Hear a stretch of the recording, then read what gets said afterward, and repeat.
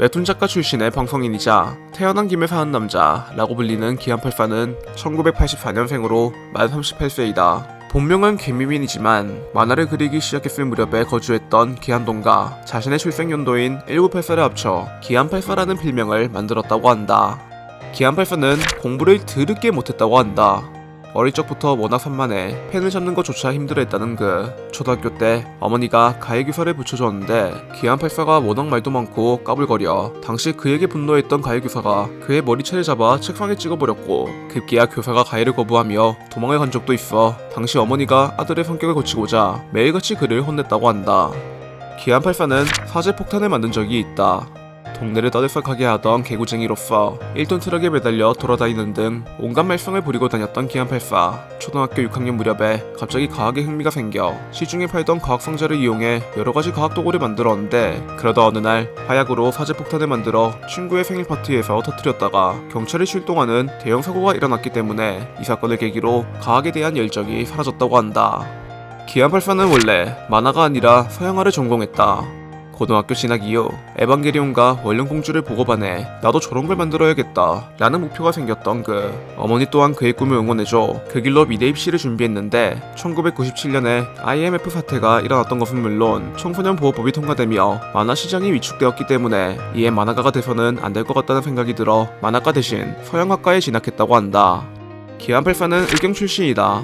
대학 진학 이후 공부는 안하고 하루종일 술만 마시며 별 소득 없이 20대 초반의 시기를 보냈던 기안84. 그러다 어느 날 영장이 날아와 의경으로 군복무를 시작했는데 의경 내 가혹행위가 매우 심했던 2003년에 입대했던지라 자연스레 군대에 대한 안 좋은 인식이 머릿속에 자리를 잡게 되었고 이후 군생활을 마치고 사회로 돌아와 대학교에 다니던 중 주호민의 데뷔작이자 밝고 훈훈한 분위기의 군대 만화인 짬을 보며 자신이 겪었던 군대와 너무나 다르다는 생각이 들어 이에 DC 인사이드 카연겔에다가 자신의 의경 시절을 생생하게 담은 만화 노병가를 그려 올렸다고 한다.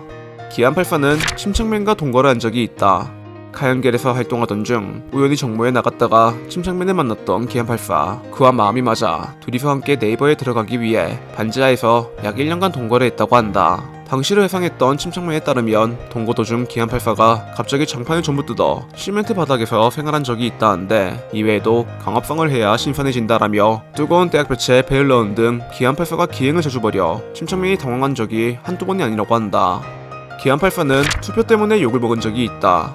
18대 대통령 선거가 한창이던 2012년 기안84가 트위터에다가 투표하자 하는데 뽑고 싶은 사람이 있어야 투표를 하지 빡치게 투표하라고 강요 마라 라는 글을 적었다가 네티즌들로부터 엄청난 비판을 받았는데 당시 주어민한테까지 야이 무식한 놈아 라는 말을 들었을 정도라 이에 기안84가 민주주의의 온실 속에서 권리의 소중함을 몰랐다. 앞으로는 조심하겠으며 투표하러 가겠다 라는 사과문을 남긴 뒤 투표를 장려하는 영상을 찍거나 투표를 할 때마다 인증샷을 남겨 이에 주호민이 야이 유식한 사람아 라며 다시 그를 칭찬했었다. 기안84는 여혐 논란에 휩싸인 적이 있다.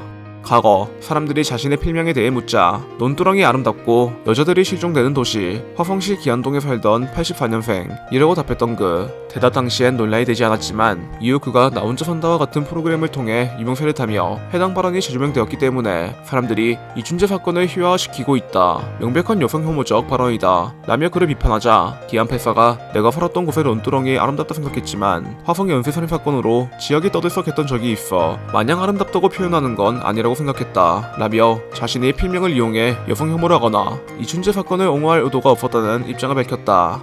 기안84는 폐관 수련을 한 적이 있다.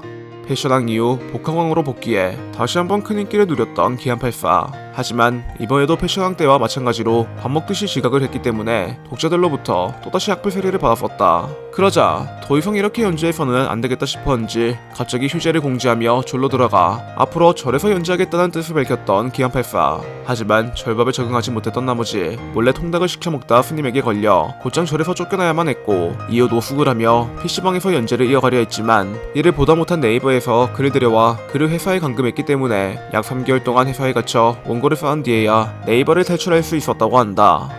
한 번은 기안84의 자유로운 이미지가 모두 컨셉인 것 같다는 의혹이 제기되었었다.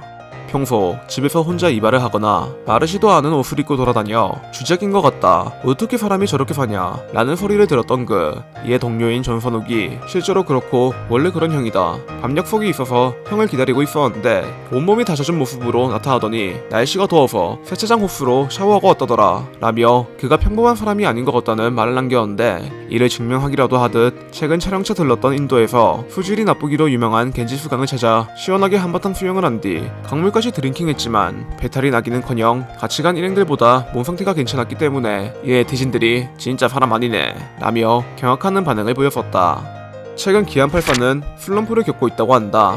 복학왕 연재가 끝난 뒤 이제 무서워서 시작을 못하겠다. 한편에 5에서 6일을 붙잡고 있어야 하니까 10년간 너무 힘들었다. 작품에서 손뗀 형들을 보면 얼굴이 좋아졌다 라며 그동안의 연재가 너무 힘들어 슬럼프가 찾아왔다고 밝혔던 기안84. 결국 차기작을 그리지 않기로 마음먹어 현재 만화가 활동을 중단한 상태인데, 작년에 팝아트 작가로 데뷔해 화가로서의 활동을 이어나가긴 했지만 최근엔 아예 방송인으로 전향한 건지 방송 출연에 더 열중하고 있다.